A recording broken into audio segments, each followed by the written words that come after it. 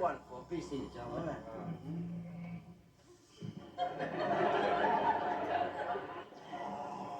Brother Dennis? Brother Dennis? Rev, you'll have to excuse him. You see, he was up late last night. I'm sure you don't want to hear a story of loose men and reckless women. Oh, I do, but not at this time. So be sure not to leave without telling me the story. Brothers and sisters, I had in mind today as the text of my sermon, how to grow poppies for fun and profit. But since my arrival, there has been a resurrection in my thinking. I decided instead that the text of my sermon would be, wake up, y'all. To each and every one of you, I say, wake up. Now, I suppose without a doubt, there are many of you there assuming that I'm making a direct reference to Brother Dennis. But not so. Brother Dennis is resting. All right. Resting because his body is tired. That's right. People that I'm telling to wake up are those of you sitting there asleep with your eyes open. Can I get an amen for the people asleep with their eyes open? Amen. Yes, it is. A lot of them out there sitting with their eyes open as wide as silver dollars while their mind is in a coma. Yes. I say to you, friends, cash in them silver dollars on some intelligence. Intelligence, I want to wake up. All right, man. After Brother Dennis is rested, he will open his eyes. Well, after he has opened his eyes, then he too must wake up. Yes, but let us not wait for Brother Dennis. Sleep on, Brother Dennis. Sleep on, sleep on, sleep on. And get your rest. All right. For your eyes are closed in the greedy jaws of doom. Yes. Now, friends.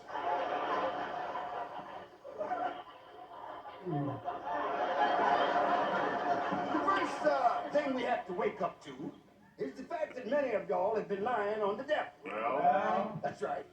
Can I get an amen? Amen. For the devil. Brother Daniel, please dispense with the ad. Just coming on cue and leave it at that. Many times, friends, I've had members of my flock say to me, Rev, the devil made me do it. Well, and I say, really?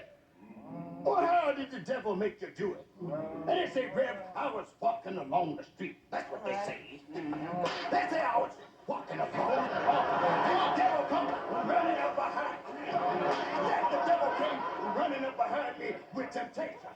Amen for the temptation. Whoa!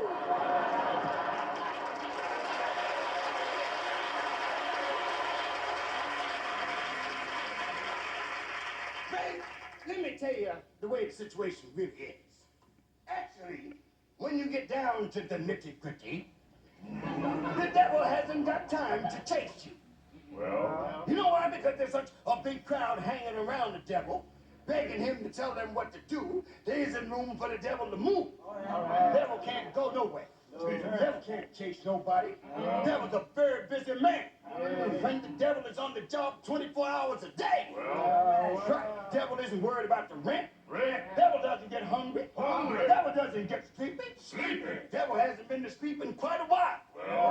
And a lot of those people hanging around the devil hadn't had any sleep in quite a while either. That's right.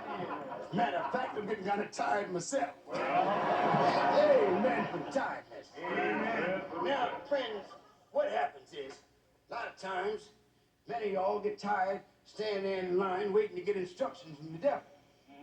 So you say to yourself, I'm going to go ahead and do it on my own. Then you get out there and you mess the thing up. Then after you get busted and the man gets you downtown and asks you why you did it, you say the devil made me do it. Well, actually, if the devil was guilty of half of the things he'd been accused of, he'd have been in jail a long time ago. Hey, man, can I get an amen? Yes. What is it, brother? Red. Is there a hell? Not at this time. Yes, not at, but there is a heaven. Yes, there is. I've had many of the flock say to me, Rev, is there heaven? Because they feel they're catching hell. Yeah. Amen.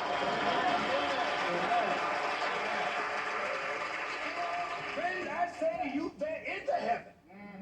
Heaven is in the morning when you open the window and you stick your head outside and go, and you smell the scent of the magnolias blowing across the land. Talk, that's heaven. Talk. When you hear the birds twitter in the trees, standing there in bathroom shaving, and you get the smell of coffee coming up from the kitchen. Talk, that's heaven. Heaven. Unless it's the house next door. Yeah. Now, friends, like I say, there is no hell now, but there is gonna be. Why? I thought you'd never ask. I tell you why. Because in the beginning, when the chief made the world, he made the world round, like a ball. Because he wanted life to just bounce along. That's how he wanted it to be. Wanted people to be happy. Just go bouncing along through life.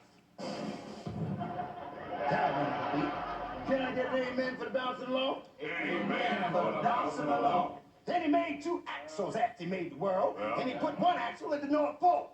Can I get an amen for the axle at the North Pole? Amen for the axle at the North Pole. Put the other axle at the South Pole. Can I get an amen for the axle at the South Pole?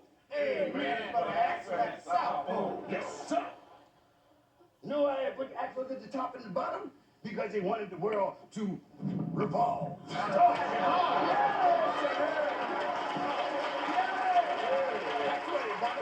Wanted the world to revolve like that, so you could talk to the people. So, in order for the world to spin around good on the axle, put a lot of oil and grease in the center of the world. A lot of oil and grease. So the world would turn easily. And life would bounce along for the people. That's how I want it to be. Wanted the world to run smooth. Can I get an amen for the smoothness of the running of the world? Amen for the smoothness of the running of the world. Watch out.